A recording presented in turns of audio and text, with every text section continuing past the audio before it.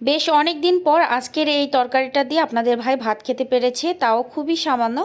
আসসালামু আলাইকুম, আপনারা সকলে কেমন আছেন? আশা করি সকলে অনেক ভালো আছেন। এই যে আজকে যে খাবারটা রান্না করতেছি, টমেটো আর নতুন আলু দিয়ে পেঁয়াজ মরিচ দিয়ে বেশ সুন্দরভাবে মাখিয়ে রান্না বসাবো। তো এই তরকারিটা আপনাদের ভাইয়ের অনেক পছন্দ, তো গত এক সপ্তাহ বেশি হয়ে যাচ্ছে, তার তো খাওয়ার একদমই রুচি নেই। তো ভাবলাম তার পছন্দে টমেটো আর নতুন আলু দিয়ে চচ্চড়িটা বানানো যাক। তো এই 3-4টার মতো টমেটো নিয়েছি, অল্প কিছুটা আলু কুচি করে নিয়েছি, তারপরে পেঁয়াজ কাঁচামরিচ দিয়ে পরিমাপ মতো সব মশলা দিয়ে দিলাম, যেমন ঝাল, লবণ, হলুদ, বাটা মশলা, তেল। তো সব কিছু দিয়ে ভালোভাবে আগে আলু আর পেঁয়াজ কাঁচামরিচগুলো ভালোভাবে মাখিয়ে নিয়েছি বেশ অনেকক্ষণ ধরে। আর তারপরে সবার শেষে টমেটো দিয়ে হালকা আলতো হাতে মাখাচ্ছি। তো এই তরকারিটা আপনাদের ভাই অনেক পছন্দ করে। তো ভাবলাম সে অনেক দিন ধরে কিছু খেতে পারতিছে না, তো আমি খুবই সিম্পলভাবে তাকে এই রান্নাটা করে খাওয়াই। তো মাখা আমার শেষ হয়ে গিয়েছে, এখন এই যে সুন্দরভাবে পানি দিয়ে দিচ্ছি। তো সেদ্ধ একটু ঝোল এটা হবে, সেদ্ধ আর একটু ঝোল রাখবো।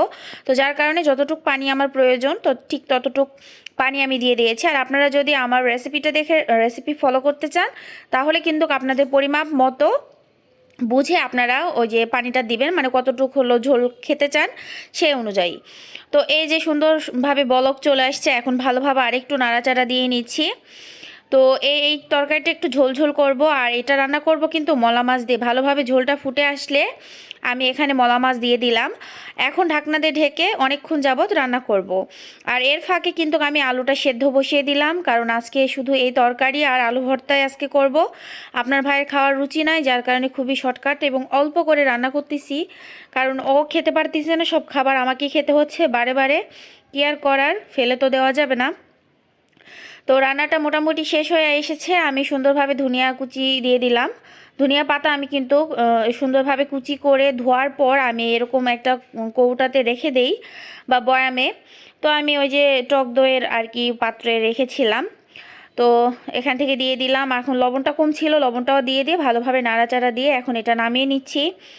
আর এখন এই যে আলুটা সেদ্ধ দিয়েছিলাম, সেই আলুটা সেদ্ধ হয়ে যাওয়ার পর ভালোভাবে খোসা ছাড়িয়ে এখন পেঁয়াজ মরিচ আর লবণ দিয়ে ভালোভাবে ডলে চাটনি বানিয়ে নিব।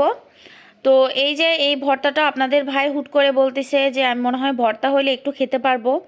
তো এই জন্য ভাবলাম একটু ভর্তা করি ঝাল ঝাল করে, যদিও সে ঝাল খেতে পারে না। গত কিছুদিন আগে আমি হলো গত পরশুই মনে হয় চিকেন বিরিয়ানি রান্না করেছিলাম।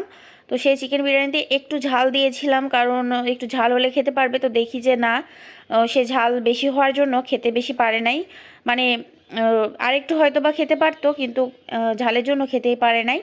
কিন্তু অল্প একটুই খেয়েছিল, মানে খাওয়ার এখনও পুরোপুরি রুচি আসে নাই, তবু এক মুঠ দু মুঠ করে খাচ্ছে।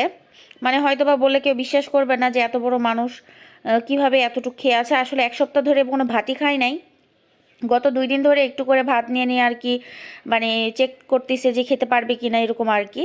শুধু রুটি, দুধ, স্যুপ, ডিম এগুলো খেয়ে আছে, মানে নর্মাল যেগুলো খাবার, পেয়ারা মাখা, আমড়া মাখা এগুলো আর কি।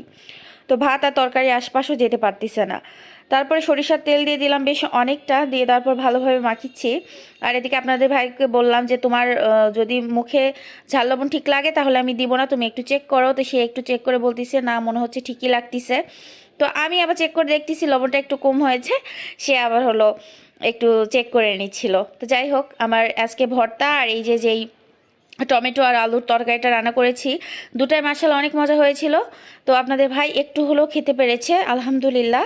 তার মুখে রুচি আস্তে আস্তে ফিরে আসতেছে। তো যাই হোক, আজকে আমার এই ভিডিওগুলো রান্নাবাড়াগুলো কেমন লেগেছে অবশ্যই কমেন্টে জানাবেন। ভালো লাগলে লাইক কমেন্ট শেয়ার, চ্যানেলকে সাবস্ক্রাইব অ্যান্ড ফেসবুকে ফলো দিয়ে রাখবেন। দেখা হচ্ছে নেক্সট ভিডিওতে। আল্লাহ হাফিজ, আসসালামু আলাইকুম।